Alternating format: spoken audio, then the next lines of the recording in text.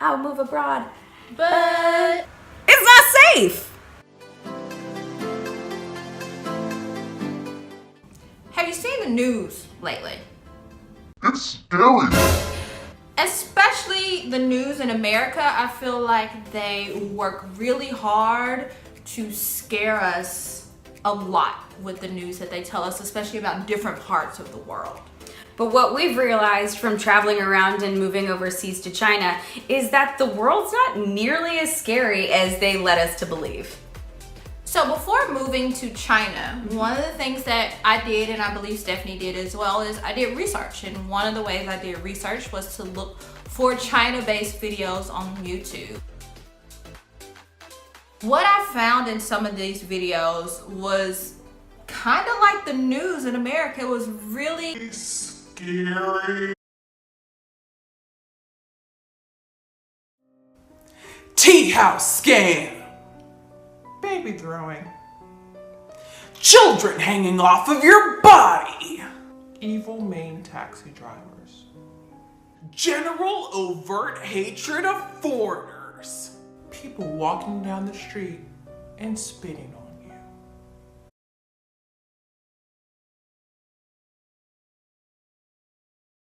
in America, I feel like safety is a concern. I lived in Memphis, Tennessee. City, not to disparage it, is always making those like list of most dangerous cities in America to live in. But I don't feel like safety was always on my mind. Part of the reason that I think that is because I didn't have anything to compare it to. It was just my daily life. I'm from Houston, and Jamie and I had a lot of the same general safety concerns. Walking to your car at night, going out in certain parts of town at night, going out in certain parts of town in general, or having to walk there without a car. And as a parent of a teenager, as I've said before, something I never really thought about was he didn't go anywhere without direct supervision. And it wasn't because he was a bad kid, it was just that if he needed to go somewhere, I drove him, or his grandparents drove him, or someone we trusted drove him, and stayed at the movie theater with them and took them back home. It wasn't any kind of free roaming situation. And here, when I can go Anywhere, anytime. And I feel like in America, one of the things was malls have become an issue. Back in the day, you could kind of drop your kid off and they could hang out at the mall, or you could do your shopping and your children could be at the mall going to the Claire's or boutique or whatever. And now that's not okay because kids are coming in there shoplifting, they're starting fights, and like not like kind of like tiffs, but like big old brawls. So as a parent, I was really reluctant to let my son go and hang out. Definitely. And as an adult person, I found myself very rarely going to the mall or going in, getting what I needed, and getting out. It's really uncommon here in our city in Qingdao to see like Panhandlers or there's buskers, there's street artists, also very rare to see them though. But when I think of going back home anywhere at night, I always felt like somebody was coming up to me because it did happen regularly. And for me, it's more, I really didn't ever have that feeling in America, but I know I did. And the reason that I know I did is because there have been times where I'm walking home from Stephanie's house or one of our other friends' house, and there's a group of people on the side of the road. And my chest starts to get tight, my heart starts to beat really fast, and I start to get that anxiety of like, okay, well, where can I go? Like, can I cross the street? How am I going to keep myself safe? And here it's not really an issue because they're not paying any attention to me, but I know that comes from my background and what we grew up in. You're on the defense. Yeah. Even though you're at home, which is weird.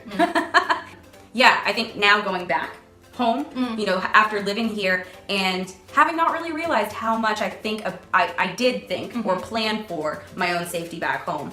Now, while I'm aware, I feel much safer here.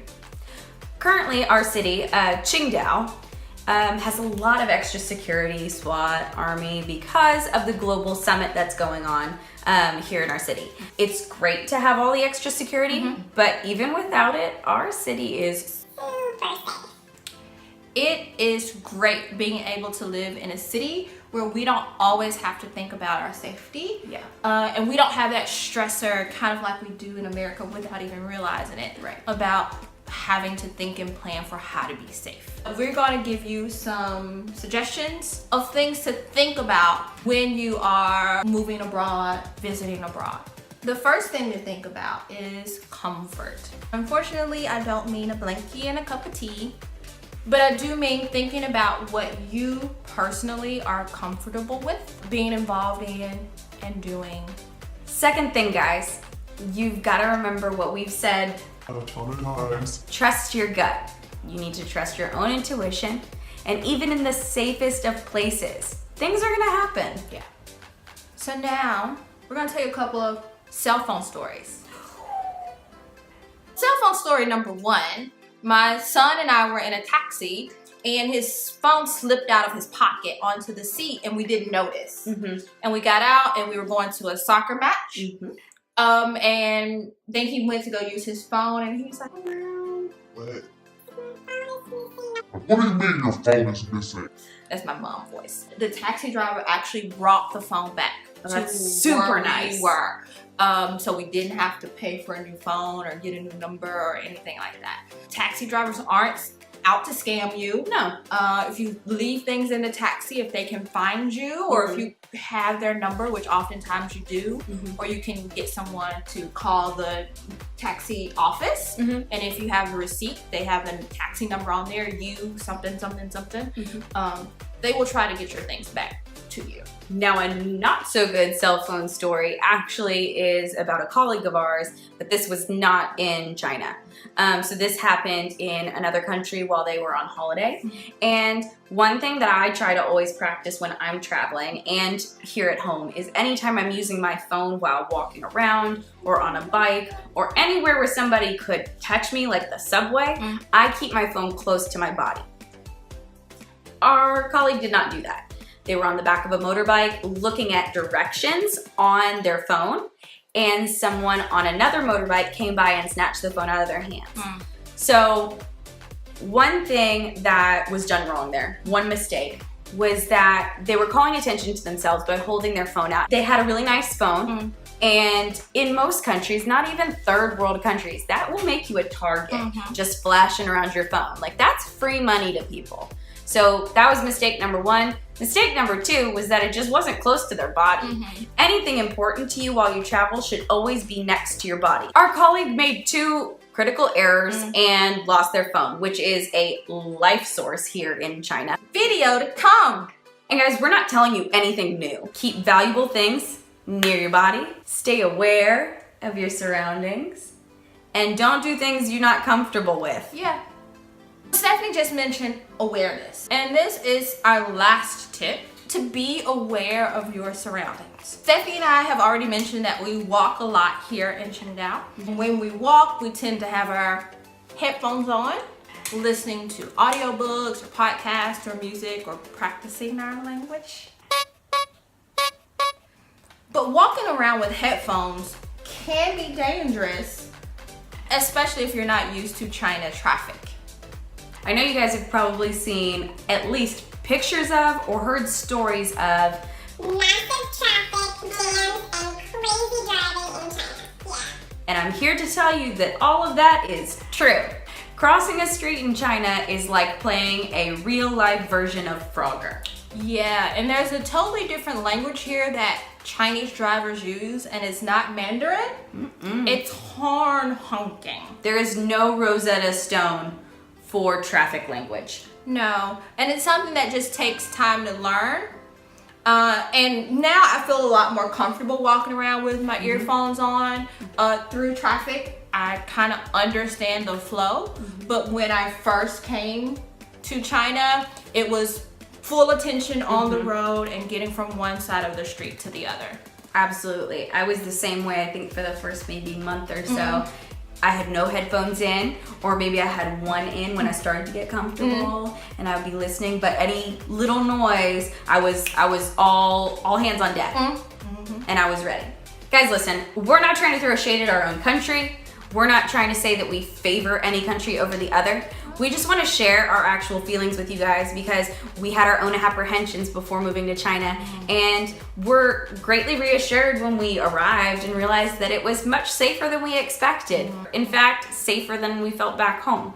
So again, we're just doing this to instill some confidence in other people who might have seen, read, or heard the same things we did and are now kind of like,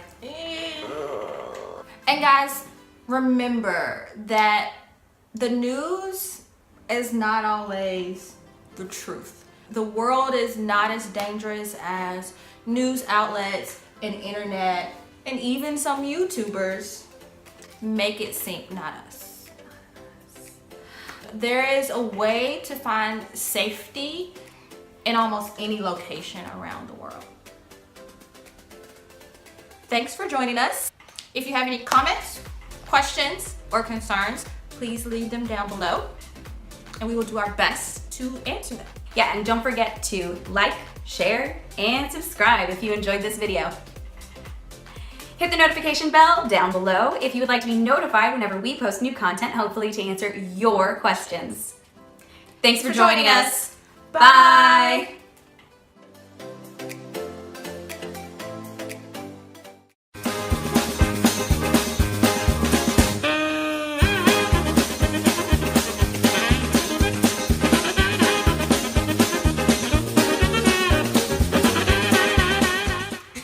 He is gonna charge you 5,000 kwai for this faux leather sofa. I'm gonna put it in the bedroom and be like, the leak got it. The leak got it. Sorry. Okay. Jamie Hart. Day through me, walk right by me, and never know I'm there. Yes, ma'am. Deck of cards.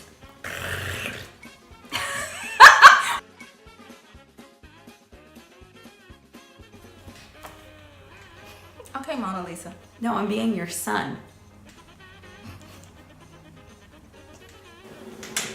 Did you say cupcakes? Okay, we're at like 10%. Stop!